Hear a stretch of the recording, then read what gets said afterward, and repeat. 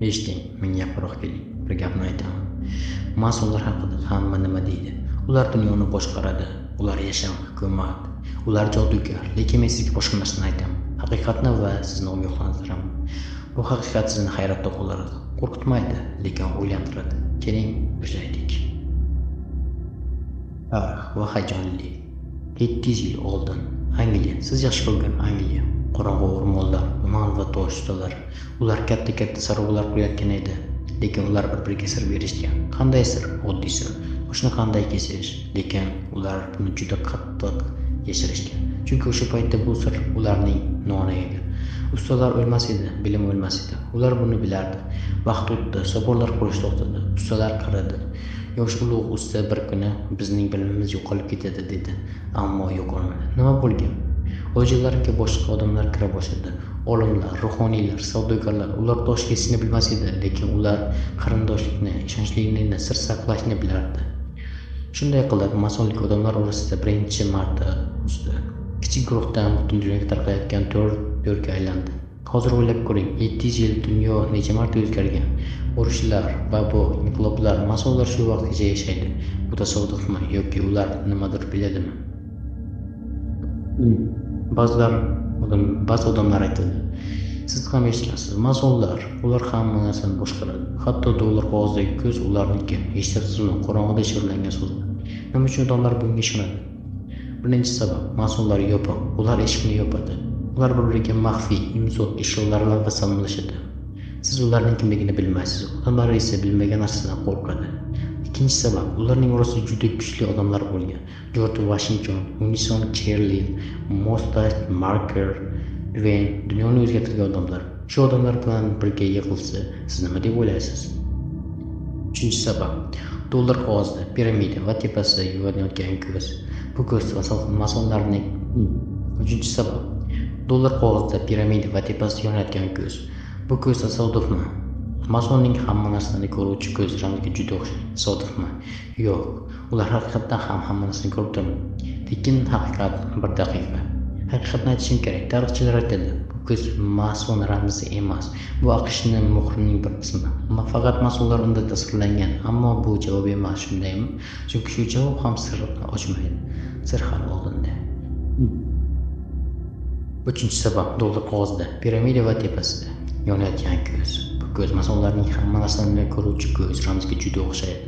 Tasodifmi yoki ular haqiqatdan ham hamma narsani ko'rib turibdimi? Lekin bir daqiqa, haqiqatni aytishim kerak. Tarixchilar aytadi, bu ko'z mason ramzi emas. Bu AQShning muhrining qismi. Faqat masonlar undan tasdiqlangan, ammo javob emas. Shundaymi? Chunki shu javob ham sirni ochmaydi. Sir hali oldinda. Endi nafsingizni ushlang. Hozir aytadigan gaplarim hech qayerda yozib topolmaysiz. Faqat masonlarning o'zi biladi va men. Tasavvur qiling, siz bir kechasi uyqusiz yotirsiz. Telefoningiz yig'laydi, qo'ng'iroq bir ovoz. Ertaga kechqurun bir joyga kel. Hech kimga aytma. Siz kelasiz, eshik oldida 2 kishi sizni kutib oladi. Ko'zingizga lenta bog'lashadi. Qorong'u, hech narsa ko'rinmaydi. Faqat qadam tovushlari, nafas sizni aylanib bo'ylab yurishadi. Ular bir narsani pichirlaydi, tushunmaysiz, lekin yuragingiz tez uradi. Oldingizda bir narsa bor. Ular aytadi, bosh suyagi, yana bir narsa topib, siz jim turasiz. Va keyin bir ovoz baland aytadi. Siz o'ylaysiz, eski siz endi qayta tug'ilasiz. Shu payt lentani yechadi.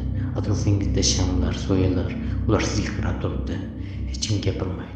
Keyin bir kishi oldinga chiqib, Haram Abiyev deydi. Haram Abiyev kim? Qadimda podshoh Sulaymon mahvida qurishgan bosh usti. Unga 3 kishi hujum qilgan. Ular bizga maxfiy so'zni ayt deyishgan. Haram aytmagan, uni o'ldirishgan. U sir bilan birga o'lgan. Mas'ullar shu odamga qasamyod qiladi. Har bir yangi a'zo Haramning o'limini his qiladi. Qo'rqinchli, shunday emasmi? Lekin bu ularning usuli. Ular senga o'limni ko'rsatadi, keyin diriltishadi. Sen endi avvalgidek emassan deyishadi. Va eng qizig'i, bu ishlaydi. Ilm fakt, marosimlar va qasamyodlar inson miyasida tasdiqlandi. Psixologlar buni ritual va o'zgarish deyishadi. Mas'ullar buni 300 yildan beri biladi. Eng heyejonlisi bu. Siz ham ularga qo'shila olasizmi? Ha. lekin hamma emas. Shartlar bor, aniq shartlar. Birinchisi, siz hech qachon sudlanmagan bo'lishingiz kerak. Ikkinchisi, siz Xudoga ishonishingiz kerak. Qaysi dinda ekanligingiz muhim emas, lekin ateist bo'lsangiz yo'q. Uchinchisi, sizga 2 nafar mas'ul kafillik qilishi kerak. Ular sizni tanigan, ishongan odamlar. Va eng qizig'i, siz o'zingiz ariza bera olmaysiz. Sizni chaqirishlari kerak. Bir kuni kimdir kelib, "Sen bir joyga taklif qilaman." Shu paytda hamma narsa boshlanadi. Ayollarcha qadimda yo'q edi. Hozir ba'zi mamlakatlarda bor. Masalan, Fransiyada, Angliyada, lekin dunyodagi eng katta ilojlar, lekin hali ham erkaklar. Xo'sh, ular nimani xohlaydi? Yangi dunyo tartibi, dunyo hokimiyati yo'q. Ularning asosiy iborati qorong'ulikdan yorug'likka qil degan gapi. Bu degani sen qorong'u bo'l, ham o'zing chiroq tut. O'zing yaxshilik qil, o'zing bilim izla. Ular ilojiga qilib falsafa va axloq haqida gaplashadi. Ular bir-biriga ish topishga yordam beradi. Ular kasal a'zolarga pul yig'adi.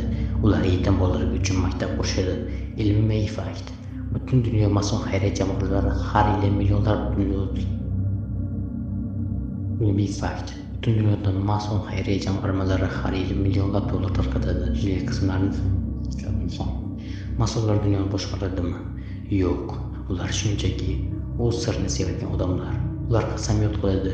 Ular bir-biriga yordam beradi. Ular qadimiy hikoyalarni takrorlaydi. Siz ularga o'qishingiz shart emas, lekin bir narsani eslab qoling. Har bir sirni ichida oddiy haqiqat yotadi. Va bu haqiqat eng kuchli narsa. Bu sizni o'zingizni yaxshilaydigan, beradigan va'dangizdir. Mas'ullar buni biladi. Endi siz ham bilasiz. Eshigingiz tapillasa, ochishga qochmaslik. Bu sizga bog'liq.